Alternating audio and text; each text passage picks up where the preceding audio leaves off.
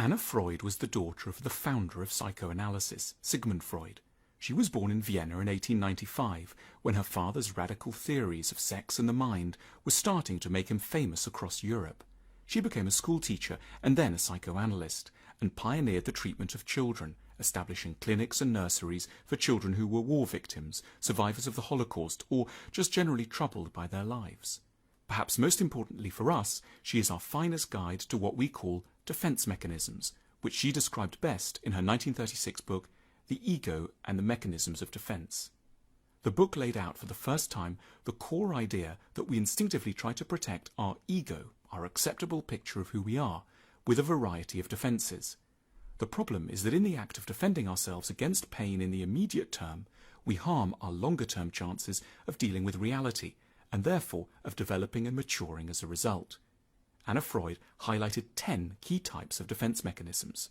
Firstly, denial. Denial is when we don't admit there is a problem. We think things like, I enjoy drinking very much and I sometimes get quite bad hangovers, but I can handle it.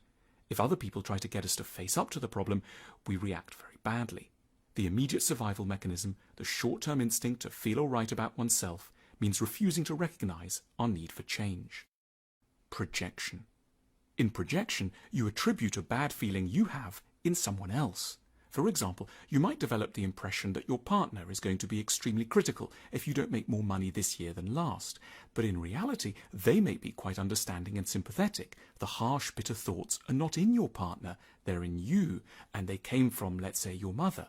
But you've given the negative feelings, which you don't want to recognize in yourself, to someone else. That's projection. Turning against the self. This is when we think badly of ourselves as a way of escaping from an even worse thought, that someone we hope loves us doesn't actually. Anna Freud learnt that children do this a lot. A child abused by a parent will typically seek refuge in a thought which, though grim, is less awful than the alternatives. He or she will think, I must be bad and worthless, that's why my parent is behaving this way towards me. So really the thought goes, I still have a good parent. It's painful to think we're bad and worthless, of course, but for a fragile child especially, it can feel less catastrophic than the alternative, thinking we're in the hands of a parent who doesn't care. Sublimation. We sublimate when we redirect unacceptable thoughts or emotions, often about sex or violence, into higher and finer channels. Many artists, especially musicians, have used sublimation to turn negative life experiences like drug addiction, social ills, family problems, and so on, into popular and resonant works of art. Sublimation is still a defense mechanism, but it's one of the very best. Regression. Anna Freud believed that when things become tough, we often regress to a way of behaving that we practiced when we were younger. In particular, we do what children typically do, which is evade responsibility. It is for the child always someone else's fault, usually the parents, and they should put it right. In regression, we adopt an infantile sense of our own purity and innocence. The rest of the world is to blame. They should sort it out. For Anna Freud, it's normal for many otherwise perfectly sane adults to go through regressive moments when under pressure. It only becomes a problem when it goes on too long. Rationalization. Rationalization is a smart-sounding excuse for our actions or what happens to us, but it's carefully tailored to get the conclusion we feel we need, that we are innocent, nice, worthy. After being rejected for a job, for example, the defensive rationalizer will say, it was a boring company, or I never wanted the job anyway. They may have very much desired the job, but it can be agonizing and deeply humiliating to admit this to the ego. Intellectualization.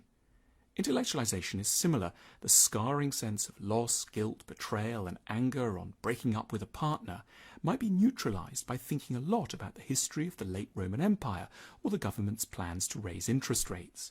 Many intellectuals are not merely thinking a lot, they are also guilty of intellectualization, which means making sure their researches keep a range of more pertinent issues at bay. Reaction formation. Reaction formation involves doing the opposite of our initial unacceptable feelings. Someone who has a strong interest in the sexuality of teenagers, say, may join a religion with a particular emphasis on abstinence among the young. We're often guilty of reaction formation in childhood. When we're embarrassed about being attracted to a classmate, we might be mean or aggressive towards them instead of admitting that we like them. Displacement. Displacement is the redirection of a usually aggressive desire to a substitute recipient, usually someone who is less threatening or easier to blame. So a classic case is someone who may feel threatened by their boss, comes home and starts shouting at their partner. Fantasy. Fantasy avoids problems by imagining them away or disassociating oneself from reality, from daydreaming to reading literature to looking at porn. We use these moments to transport ourselves from the threatening world to find comfort in an elsewhere.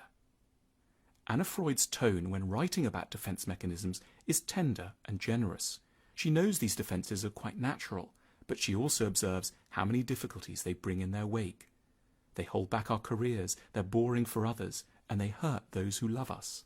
Freud argued that most of us employ at least 5 of her defense mechanisms every day without being in any way aware of it.